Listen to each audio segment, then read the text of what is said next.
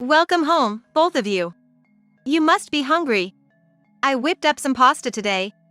Upon returning home, Lisa, my eldest son's wife who had never cooked before, greeted us with those words. Something's definitely up. Oh, looks delicious. Don't you think so, Mom? That was my eldest son, Robert. Indeed, the pasta laid out on the table looked appetizing. But, for some reason, the pasta emanated an indescribable sense of unease. It's too suspicious. Urged by Lisa, we sat down, and Robert asked if we should start eating. Can we really eat this without any issue? The way Robert and Lisa are intently watching us, it feels like they're urging us to hurry up and eat. What am I gonna do now? Just then. Hello. That voice ended up saving me from this precarious situation. My name is Catherine Harper. After a divorce 30 years ago, I moved back to my family home in Nebraska. My parents have since passed away, and now I live alone. Many might think that living alone at the age of 73 must be challenging and lonely, but it's not. Compared to where I lived before, the cost of living here is lower, and all my neighbors are kind folks. My hobby of enjoying coffee, among other things, keeps me entertained, making life enjoyable. But, in such a peaceful life, even slight disturbances can become stressful. The two who are about to come are perfect examples. Hello there. Just the two of you today? We took time out of our busy schedule to come over, and you sound disappointed. This is why Lisa doesn't like you. Hey! There's no reason for me to dislike such a kind mother-in-law like you. Right, Catherine? The slightly sarcastic remark came from my eldest son, Robert. And the blatantly insincere words are from his wife, Lisa. 20 years ago, the two met as colleagues at the same company. They started dating a month later and got married 6 months after that. I remember being taken aback by how quickly things progressed between them. Everything, from meeting the parents to the wedding, was rushed. There was no time to second-guess any decisions. People used to make snide comments about their marriage. There's no way they'll last with such a short courtship. They're probably gonna divorce soon anyway. Each time I'd hear such comments, my heart would ache as their mother. But, fast forward, and they've been married for 20 years. They even have kids and, contrary to everyone's expectations, they're living a happy life. From a mother's perspective, I can't help but be amazed at how well things turned out. Hey, Mom. Mom. Were you listening? Oh. I'm sorry. I was lost in thought. Please stop spacing out like that, Catherine. Turning senile at 73? That's a bit too early, don't you think? At this rate, we might have to consider putting you in a care home. Lisa is generally kind, but every once in a while, she'd make such condescending remarks. But, what Lisa's saying does make some sense. If you start having mobility issues post-70, it'd be a pain for us. It'd be the end of the world. Exactly.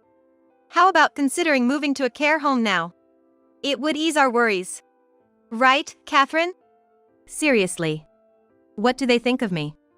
This isn't the first time Robert and Lisa have been thoughtless like this. I'm not ready for a care home.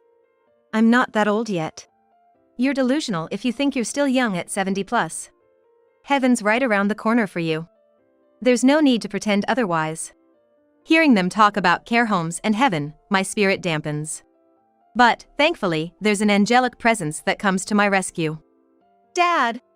Mom! Stop being so mean to Grandma! Why are you here when you said you were going out with friends? My friend had something come up, so I couldn't go. But more importantly, apologize to Grandma. This girl is Kayla, a 17-year-old high school student. Unlike her parents, she's incredibly genuine and sweet. Yeah, I get it. I'll apologize. Catherine, I'm sorry. I'll try to be kinder next time. Mom. Don't be sarcastic. Apologize properly. Thank you, Kayla. I'm okay. Thank you for standing up for me. Such a kind-hearted girl. In contrast to her parents.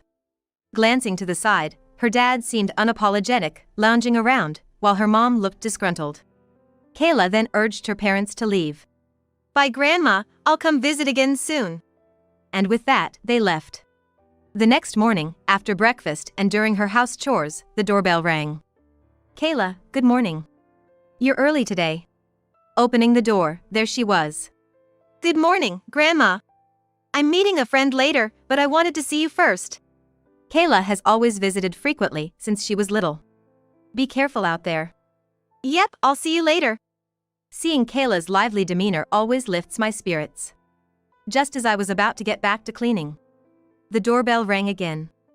Just a moment. Rushing to the door, her son and daughter-in-law were about to enter the house. Hey! At least say something before barging in. It's startling. It's not a big deal. Did Kayla come by? Ignoring my comment, they walked in. Sitting down on the sofa. Give us some of that coffee. It's not fair if you only make it for Kayla. They were probably referring to the special coffee I make whenever Kayla visits. I've always loved coffee, grinding the beans myself. Nowadays, even neighbors ask for it.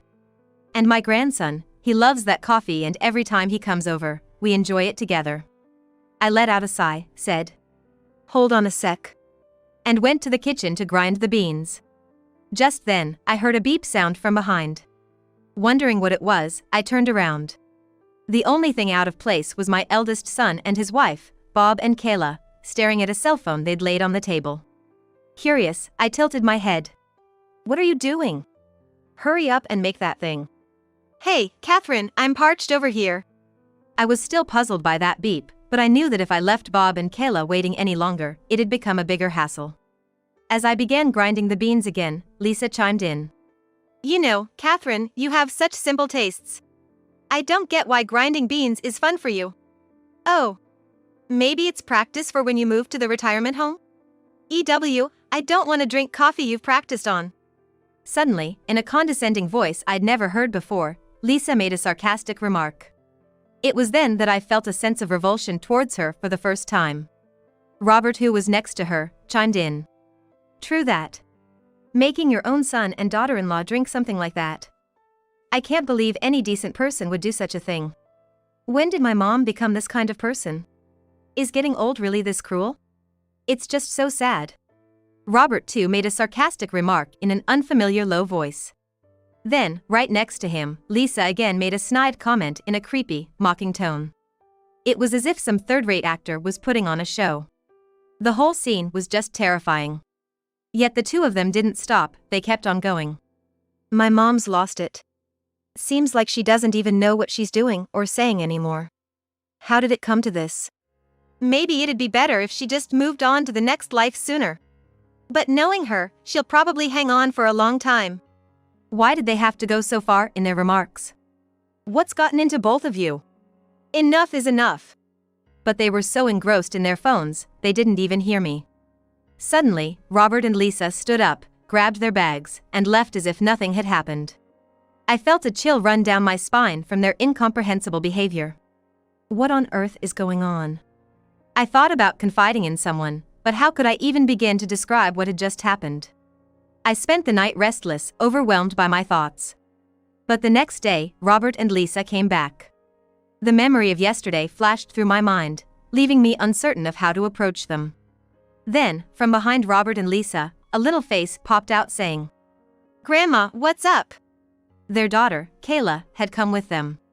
Not wanting to worry my beloved granddaughter with my troubles, I acted as if everything was normal.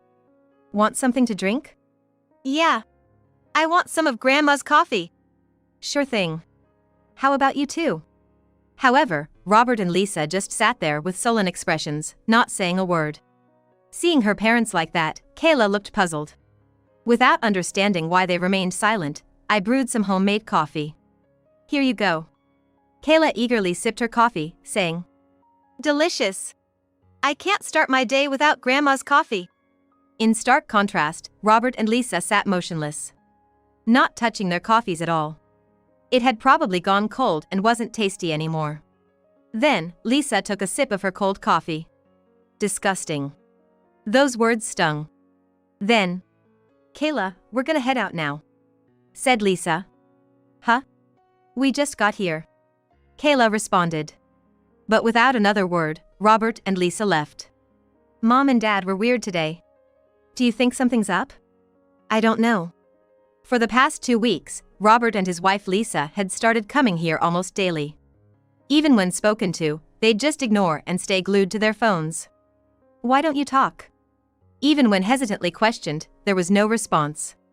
Unable to bear the tension, the TV was turned on to distract from the awkwardness. It was the same routine every time.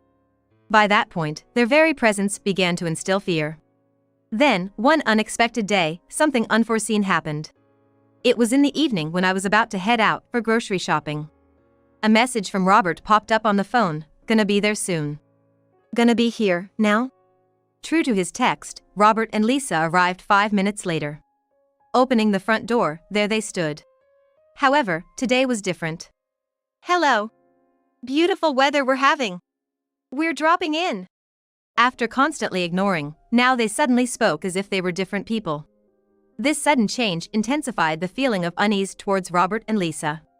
"Mom, could you make me some coffee? I'm really in the mood for your coffee today." "Oh. That's not fair. Catherine, can I have some coffee too?" Baffled by their sudden shift in behavior, I just nodded. While grinding the beans, a glance towards them revealed both laughing and chatting, a stark contrast from their usual selves. Then, they spoke to me. "I'll have it black." "I'd like 3 sugars, please." They both sipped their freshly made coffee with smiles. Suddenly, Lisa exclaimed, "Oh, I forgot. Honey, can you go pay this month's phone bill for me?" "Got it. Mom, let's head to the nearby convenience store." "Huh?" My eldest son, Robert, grabbed my arm and dragged me forcefully to a nearby convenience store. All for a cell phone bill. Why do I have to go with him? It's not like he doesn't know where the place is. After paying the bill, when I thought we were headed straight home, Robert said something I never expected. "The cherry blossoms are blooming in the park nearby. Wanna go see them?" "Sure, but wouldn't it be better if Lisa came with us?" Lisa's not interested in cherry blossoms. So, it was decided that we'd go to a nearby park to see the cherry blossoms. To think that Robert would suggest such a thing. The kindness that Robert, who has always been so cold towards me, showed brought a sense of fear and made me even more wary of him. But, that feeling of caution slowly faded as I gazed upon the beautiful blossoms in the park. "They're beautiful." Yet, that feeling of caution returned due to Robert's actions. He had suggested visiting the cherry blossoms, but he showed no interest in them and kept checking his watch. Guess it's about time to head back. We got in the car, all the while I kept a suspicious eye on Robert. Once we reached home and entered the living room. "Welcome back, both of you. Hungry? I made pasta today." Suddenly, Robert's wife, Lisa, said that. Lisa cooking was something that had never happened before. After ignoring me for so long, suddenly she's cooking? And it's not even 6 p.m. yet? Something's definitely up. "Looks delicious, doesn't it? Mom, you think so too, right?" Robert said. Indeed, the pasta on the table looked appetizing. But, there's something about that pasta that's unsettling. It looks too suspicious. Encouraged by Lisa, I took a seat. Just as I was about to take a bite, Robert spoke up. "Ready to eat?" "Can I really eat this without any repercussions?" The two of them were staring intently, urging me to eat. What should I do now? Then, at that moment. "Hello. That voice, is that you, Kayla?" Suddenly, the voice of my granddaughter could be heard, causing Robert and Lisa to panic. And the two of them quickly headed for the front door. "Where's Grandma?" I could hear Kayla's voice. "Kayla. Why are you here?" "What do you mean, why? I always come over. More importantly, isn't it rare for the two of you to be here at this time? Why are you here?" "Well, we just thought we'd have dinner with Catherine for a change." Their panicked state was evident. But, such a coincidence. Kayla came over at the perfect time. Now's my chance. With Robert and Lisa preoccupied with Kayla, I quickly switched my plate of pasta with Lisa's. Then, I composed myself, waiting for the couple to return. When they did, Lisa exclaimed, "Thank you for waiting, Catherine. I thought we could eat together." "Where did Kayla go?" "She went shopping. We only had this prepared for dinner, so we sent her to buy her own meal." Lisa replied. "That can't be right. There's plenty of food in the fridge. Making her go shopping on purpose? It just makes things even more suspicious." "Shall we dig in right away?"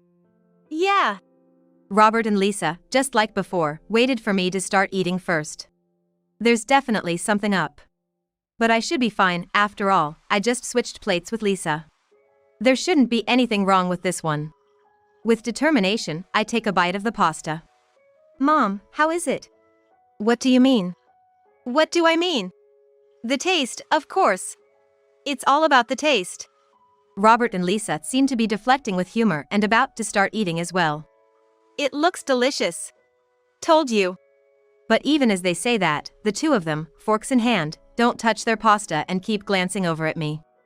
Their behavior is making it hard to focus on my meal, but everything feels normal so far. Feeling reassured, I continue eating. Finally, with puzzled looks, Robert and Lisa start eating their pasta. But then, suddenly, oh!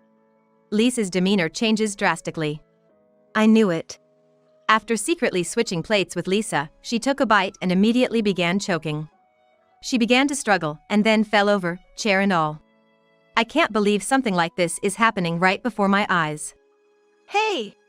Lisa, are you okay? Stay with me. It was supposed to be me eating that pasta. And now, something awful has happened to Lisa because of it.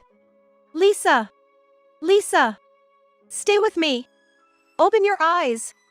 An ambulance was called immediately, and it arrived within 5 minutes. Lisa was carried by paramedics into the ambulance.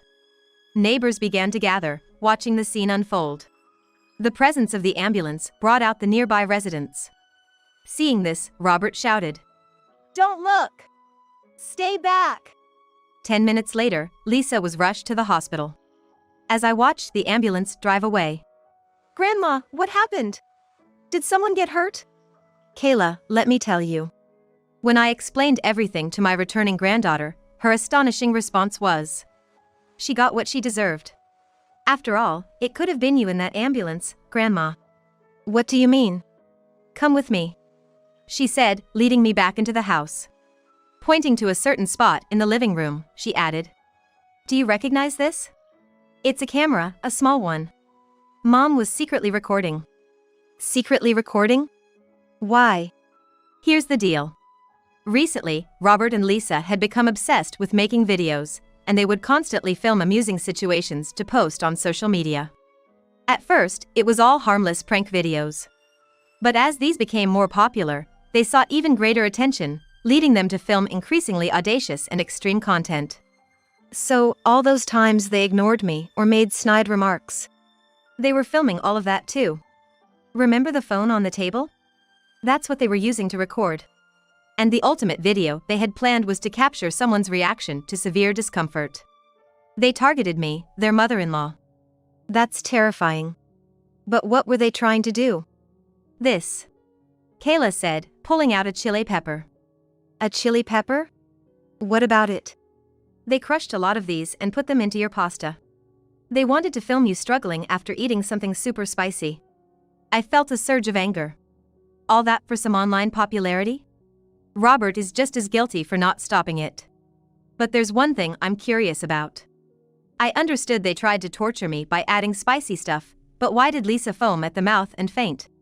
While I was pondering this, Kayla told me a shocking truth. She's allergic.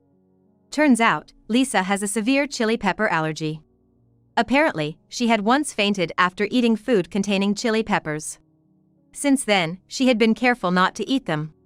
It makes sense that if Lisa, with her chili pepper allergy, ate that spicy pasta so eagerly, she'd have that reaction. That night, when Robert returned from the hospital, he told me that Lisa would be hospitalized for a week. Robert blamed me for everything that happened. Then, Kayla chimed in. I can't believe a grown-up would blame someone else like this. You're no longer my dad or mom to me. You're just some messed up old folks. At a loss for words after being told off by his own daughter, Robert was just stunned. I added, I won't say much. I'm cutting ties with you too. Don't come here anymore. If you do, I'll call the cops on you as a suspicious person. Watching Robert leave in shock, Kayla and I high-fived, saying, Grandma, you're awesome. Thank you. Later, when Lisa was discharged, Robert told her that I had cut ties with him and that Kayla had left their home. Lisa suddenly went berserk. Seeing this, Robert hurriedly called the police. 10 minutes later, the officers arrived and took Lisa away, even though she had just been discharged. With Lisa gone, Robert apparently packed his stuff and moved out of their apartment. No idea where he is or what he's doing now. Moreover, even after being taken to the police station, Lisa's erratic state didn't calm down. She was subsequently taken to a mental health facility where she's still residing. Grandma, I'm off. Take care and do your best. Yeah. It's been a year since then. Kayla moved out of her parents' house and now lives with me. Today, her life begins as a working adult and as a woman. Being able to witness Kayla's growth. There's no greater joy. I'm confident that my life ahead will be even brighter and more joyful.